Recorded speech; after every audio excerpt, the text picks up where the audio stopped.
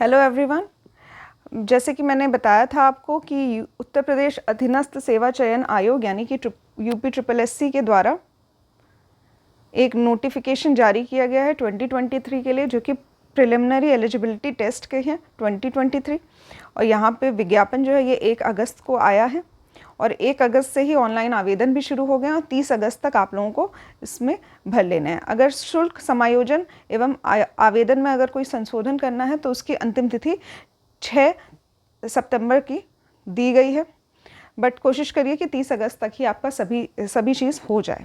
तो यहाँ पे कुछ बातें लिखी गई है। पहले तो मैं आपको बता देती हूँ कि पीईटी का एग्ज़ाम किस लिए होता है। तो इसमें समूह ग और ख से रिलेटेड, ठीक है, समूह ख और ग से रिलेटेड सभी जो भी एग्ज़ाम्स की नोटिफिकेशन आती है उसके लिए पीईटी का एग्ज़ाम जो होता है वो प्री माना जाता है। उसके बाद फिर मेंस का एग्ज़ाम माना जाता है। तो ये जो प्री एग्ज़ाम है ये एक ही एग्ज़ाम के थ्रू आप डिफरेंट जो नोटिफिकेशंस आएंगे, डिफरेंट जॉब्स के जो नोटिफिकेशन आएंगे, जैसे कि स्टाफ नर्स हो गया या फॉरेस्ट गार्ड हो गया या फिर लेखपाल की वैकेंसी हो गई, इन सभी एग्ज़ाम्स के लिए आपका ये प्री क्वालिफाई करना और अच्छे स्कोर्स के साथ क्वालिफाई करना ये बहुत इंपॉर्टेंट हो जाता है।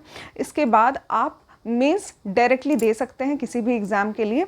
तो इस तरह से आप के लिए ये पीईटी एग्ज़ाम इतना महत्वपूर्ण हो जाता है। ऑनलाइन आवेदन शुरू हो गया है, तो आप जाइए upSSC.gov.in वेबसाइट पे जाइए और यहाँ से आप आवेदन कर सकते हैं।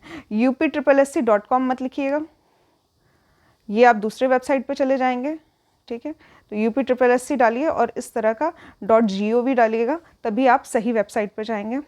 इसके लिए क्या अनिवार्यता होती है वो हम लोग देख लेते हैं। तो जिन्होंने भी पीईटी 2022 का एग्ज़ाम दिया था उनका रिज़ल्ट जो है वो 25 जनवरी 2023 को आया था। तो इसलिए 1 साल तक यानी कि 24 जनवरी 2024 तक जितने भी एग्ज़ाम्स आएंगे उसमें यही वाला स्कोर कार्ड प्रभावी होगा। लेकिन अगर 25 जनवरी 2024 की बात की जाए तो उसके बाद आपको पीईटी 2023 का स्कोर कार्ड ही वैलिड होगा। तो इसीलिए आपके लिए अगले साल यानी 2024 में जो भी जॉब निकलने वाली हैं उनके लिए पीईटी 2023 का देना और अच्छे स्कोर के साथ पास करना बहुत ज़रूरी हो जाता है, ठीक है। नेक्स्ट है यहाँ पे आयोग की परिधि में आने वाले पद। तो मैंने आपको पहले ही बता रखा है, समूह ख और समूह ग के समस्त सीधी भर्ती जो है वो पद जो होंगे जो सचिवालय के अंतर्गत आते होंगे वो सभी पद के जो भी जॉब नोटिफिकेशन है वो इसी के थ्रू आएगी, ठीक है। नेक्स्ट है ऑनलाइन आवेदन करने वाले अभ्यर्थियों के लिए आवश्यक सूचना। तो एक ये ऑनलाइन फॉर्म भरा जाएगा, ऑनलाइन एप्लीकेशन सिस्टम है ये। तो पहले तो आपको अपना कैंडिडेट का रजिस्ट्रेशन करवाना है, फिर फ़ोटो तथा हस्ताक्षर अपलोड करने हैं। फॉर्म में जो भी शेष विवरण होगा वो सब भरना है और फीस का भुगतान करना है तथा समायोजन एवं एप्लीकेशन फॉर्म को सबमिट करना है। और लास्ट में आप अपने लिए अपने पर्सनल यूज़ के लिए प्रिंट कर सकते हैं एप्लीकेशन फॉर्म को। तो यहाँ पे आप रजिस्ट्रेशन करके भी छोड़ सकते हैं, कुछ दिन बाद बाकी के जो पॉइंट्स हैं वो भर सकते हैं, या फिर एक साथ ही सारा फॉर्म भर सकते हैं जैसे कि आप लोगों ने इससे पहले भी देखा होगा। फिर यहाँ पे कुछ इंस्ट्रक्शंस दी हुई है जैसे कि कैंडिडेट के रजिस्ट्रेशन से रिलेटेड। तो इसमें आपको व्यक्तिगत सूचनाएं देनी है जैसे नाम, पिता का नाम एक्सेट्रा, ये सभी रजिस्ट्रेशन में आएगा। आपको अपना मोबाइल नंबर देना है जो संपर्क हेतु यूज़ किया जाएगा, और ओटीपी वगैरह भी सब उसी पे आती है। उसके बाद आप रजिस्टर एक बार हो जाएंगे तो आप बाकी आगे के जो एप्लीकेशन फॉर्म है कंप्लीट उसको फिल करके रख सकते हैं, ठीक है। तो फ़ोटो तथा हस्ताक्षर के बारे में अगर बताया जाए तो यहाँ पे आप क्लियर फ़ोटो लीजिएगा, करंट जो अभी की आपकी जो करंट फ़ोटो होगी उसको लीजिएगा और उसका आकार 3.5 से 4.5 सेंटीमीटर तक होना चाहिए, ठीक है, ठीक है। ये इम्पॉर्टेंट हो जाता है।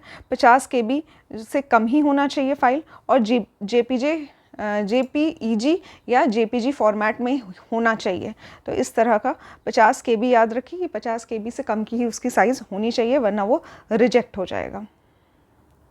उसके बाद जो आपका हस्ताक्षर होगा वो हिंदी या इंग्लिश किसी भी भाषा में हो सकता है। 3.5 का और 1.5 का इस तरह का कुछ होना चाहिए, ठीक है। 1.5 लंबा और 3.5 चौड़ा होना चाहिए। कैपिटल लेटर्स का यूज़ नहीं करना है, ठीक है। हस्ताक्षर अमान्य होगा, कैपिटल लेटर्स का यूज़ मत करिएगा। जो भी आप साधारण अपना सिग्नेचर करते हैं बस वही आपको करना है। फिर इस तरह से आप शेष विवरण भी भर सकते हैं। उसके बाद लास्ट में आप डिक्लेरेशन घोषणा करके अपना फॉर्म जो है वो सबमिट कर सकते हैं। ठीक है, अब हम लोग देख लेते हैं आवेदन शुल्क। तो आवेदन शुल्क के बारे में, आपके ऑनलाइन ही आपको जमा करना है, तो आप कोई भी क्रेडिट कार्ड, डेबिट कार्ड या इंटरनेट बैंकिंग इस तरह से आप यूज़ कर सकते हैं। अगर आप लोग पेटीएम या फिर गूगल पे एक्सेट्रा यूज़ करते हैं, इस माध्यम से भी यानी यूपीआई के माध्यम से भी आप पेमेंट कर सकते हैं। तो इस तरह से आपका पेमेंट फुलफिल हो जाएगा। पेमेंट करना कितना है, अगर आप अनारक्षित सामान्य वर्ग के हैं तो आपको टोटल 185 रुपीज़ देना होगा, जिसमें 20% जो है वो ऑनलाइन का आपका टैक्स है और 160 आवेदन का शुल्क है। तो मेन आपका 185 पड़ने वाला है। अगर आप ओबीसी वर्ग के हैं तो भी 185 पड़ने वाला है।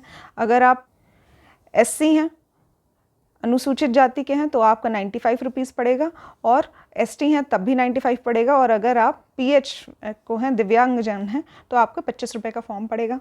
ठीक है, तो इस तरह से आवेदन शुल्क हो सकते हैं। फिर फाइनली आप प्रिंट आउट निकाल सकते हैं अपने एप्लीकेशन फॉर्म का। संशोधन के लिए भी समय दिया गया है, 6 सितंबर तक का समय दिया गया है। अगर कोई भी आपको मॉडिफिकेशन करनी है तो आप कर सकते हैं 6 सितंबर तक। नेक्स्ट हम लोग देखेंगे शैक्षिक अर्हता। तो इसके लिए बेसिकली हाई स्कूल या समकक्ष अथवा उससे उच्च शैक्षिक अर्हता आधारित करने वाले अभ्यर्थी आवेदन कर सकते हैं। तो आपके लिए मिनिमम जो होगा वो हाई स्कूल होना चाहिए, या फिर इसके समकक्ष आपने डिप्लोमा वगैरह अगर कोई भी डिग्री हासिल की है जो इसके समकक्ष है तो वो आप के लिए मान्य होगा। और उसके बाद अगर आप और भी हायर लेवल के एजुकेशन है आपकी, तो भी आप इसको भर सकते हैं, क्योंकि जो लेटर ऑन जो भी फॉर्म आएंगे समूह ख या ग के, उसके लिए आप एलिजिबल होंगे अपने ग्रेजुएशन या पोस्ट ग्रेजुएशन के बेसिस पे। तो इसलिए आप मिनिमम आपका जो क्वालिफिकेशन होना चाहिए वो हाई स्कूल होना चाहिए या उसके समकक्ष होना चाहिए। आयु सीमा जो है वो 18 से 40 वर्ष की होनी चाहिए। तो मिनिमम आपकी उम्र 18 वर्ष होनी चाहिए ना। किसी किसी पद में 21 वर्ष भी दिया रहता है, लेकिन आप पीईटी का एग्ज़ाम जो है वो 18 वर्ष से ऊपर भर सकते हैं। साथ ही अगर आप स्पोर्ट्स कोटा से आते हैं या फिर आप रिटायर्ड आर्मी से हैं तो आपको कुछ छूट दी जाएगी आयु सीमा में। तो इस तरह से आपको कुछ छूट भी मिल सकती है। नेक्स्ट हम लोग देखेंगे आरक्षण। तो यहाँ पे कुछ आरक्षण दिया जाएगा, जो जब जॉब निकलेगी तो उसमें स्कोर कार्ड में आपके जो परसेंटाइल होंगे उसके बेसिस पे कुछ आरक्षित सीटों के लिए, जैसे कि एससी, एसटी या फिर ओबीसी या फिर जो ईडब्ल्यूएस कोटा को बिलोंग करते हैं, इनके लिए कुछ सीटें रिजर्व होगी। इसके साथ ही जो फ्रीडम फाइटर हैं, स्वतंत्रता संग्राम में जो सेनानी हैं, और साथ ही भूतपूर्व सैनिक हैं या दिव्यांगजन हैं या फिर उत्कृष्ट खिलाड़ी हैं या फिर महिला हैं, इन लोगों को भी तय तरीके से जो भी आरक्षण होगा वो दिया जाएगा। नेक्स्ट हम लोग देखेंगे परीक्षा योजना एवं पाठ्यक्रम। तो इसके बारे में हम लोग एक लिखित परीक्षा होती है जो कि इसका सिलेबस अभी हम लोग डिस्कस करेंगे। नेक्स्ट है लिखित परीक्षा के संबंध में विशेष नोट्स। तो क्या होता है कि कई सारे शिफ्ट में एग्ज़ाम्स होते हैं, मॉर्निंग शिफ्ट होती है, इवनिंग शिफ्ट होती है, कई दिन तक एग्ज़ाम्स होते हैं, मतलब एक ही दिन में मॉर्निंग शिफ्ट, इवनिंग शिफ्ट, और अगर ज़्यादा ज़रूरत पड़ी तो 3 शिफ्ट में पेपर होते हैं। और अगर ये सभी शिफ्ट में नॉर्मलाइजेशन स्कोर होता है तो नॉर्मलाइजेशन भी किया जाता है ना। ये लिखित परीक्षा होगी कब, तो इसकी डेट अभी आई नहीं है, लेकिन अक्टूबर 2023 हम लोग मान के चल रहे हैं कि अक्टूबर 2023 में ही इसका जो एग्ज़ाम है वो कंडक्ट कराया जाएगा। स्कोर जो है वो वैलिड रहेगा 1 वर्ष तक। ठीक है, तो अगर आप आरक्षित वर्ग के हैं, आरक्षित श्रेणी के हैं, तो अपना जो श्रेणी है वो अवश्य अंकित करें। और इसका जो निर्णय होगा कि आप पर्टिकुलर उस श्रेणी को बिलोंग करते हैं, आपके पास डॉक्यूमेंट्स कंप्लीट हैं कि नहीं, ये आयोग का निर्णय होगा और ये अंतिम निर्णय होगा ना। यहाँ पे अभी हम लोग देखेंगे, सिलेबस डिस्कस करेंगे। ठीक है, तो प्रश्नों की संख्या 100 होगी और परीक्षा की जो अवधि होगी वो होगी 2 घंटे, और जो मैक्सिमम मार्क्स होंगे वो 100 होंगे। तो यहाँ पे हम देख सकते हैं सबसे पहले आएगा भारतीय इतिहास, जो कि 5 अंक का होगा। भारतीय इतिहास में बहुत सारी चीज़ें दी हुई हैं, जैसे सिंधु घाटी सभ्यता, वैदिक संस्कृति, बौद्ध धर्म, जैन धर्म, मौर्य वंश एक्सेट्रास। फिर उसके बाद मॉडर्न हिस्ट्री का इंडियन नेशनल मूवमेंट यानी कि भारतीय राष्ट्रीय आंदोलन, ये भी 5 मार्क्स का आएगा। उसके बाद हम लोग भूगोल देख सकते हैं। भूगोल, तो भूगोल में विश्व एवं भारत, वर्ल्ड भी और इंडिया भी, ये भी 5 मार्क्स का आएगा। इसके साथ ही जो इंडियन इकॉनमी है, इंडियन इकॉनमी 5 मार्क्स की आएगी। Indian constitution and public administration, ये भी 5 अंकों का आएगा। सामान्य विज्ञान, ये भी 5 अंकों का आएगा। एलिमेंट्री अर्थमेटिक पूछी जाएगी, अर्थमेटिक, ये 5 मार्क्स की आएगी। उसके बाद जनरल हिंदी है, ये भी 5 मार्क्स के आएंगे। नेक्स्ट है जनरल इंग्लिश, 5 मार्क्स। फिर reasoning, logic and reasoning, 5 marks. Then current affairs जो होगा, करंट अफेयर्स, ये 2023 बेस्ड करंट अफेयर्स होगा, ये 10 मार्क्स का होगा। फिर जनरल अवेयरनेस अगर हम लोग देखें, जनरल अवेयरनेस भी 10 मार्क्स का होगा। इसके साथ फिर अपठित हिंदी गद्यांश, तो हिंदी का जो पोर्शन है ये इससे पहले भी 5 मार्क्स का आ चुका है, लेकिन वो ग्रामर बेस्ड था। अब यहाँ पे अपठित गद्यांश पूछा जाएगा 10 मार्क्स का, ठीक है, और इसका विश्लेषण करना होगा। फिर ग्राफ की व्याख्या एवं विश्लेषण, तो ये मैथ्स का ही पोर्शन हो जाएगा, ठीक है। तो ग्राफ की व्याख्या करना, ये 10 मार्क्स का आएगा। उसके बाद तालिका की व्याख्या यानी चार्ट देखना और इसकी व्याख्या करना, ये भी 10 मार्क्स का आएगा। इस तरह से टोटल आपके 100 मार्क्स जो हैं वो बन जाएंगे, और जिसमें आपको अच्छा स्कोर करना है ताकि आप आगे आने वाले एग्ज़ाम्स के लिए एलिजिबल हो सकें। तो ये यहाँ पे मैंने आपको सिलेबस बता दिया है। साथ ही अगर आप गलत उत्तर देते हैं तो आपको 1/4 अंक की कटौती होगी, यानी कि नेगेटिव मार्किंग भी दिया हुआ है। और अगर आप सही देते हैं तो आपको 1 मार्क्स दिया जाएगा। तो सही करने पे 1 मार्क्स और गलत करने पर 1/4 की कटौती होगी। तो यहाँ पे तय समय तक आपका जो सिलेबस है वो कंप्लीट हो जाए, अक्टूबर 2023 तक आप फाइनल पोजीशन पे हो जाएं, जहाँ पे आप प्रिपरेशन आपकी कंप्लीट हो सके। इसके लिए हम लोग नया कोर्स जो है वो लॉन्च करने वाले हैं, PET 2023 स्पेशल, जिसके बारे में आपको डिटेल्ड नोटिफिकेशन जल्दी ही मिलेगी। So thank you for watching.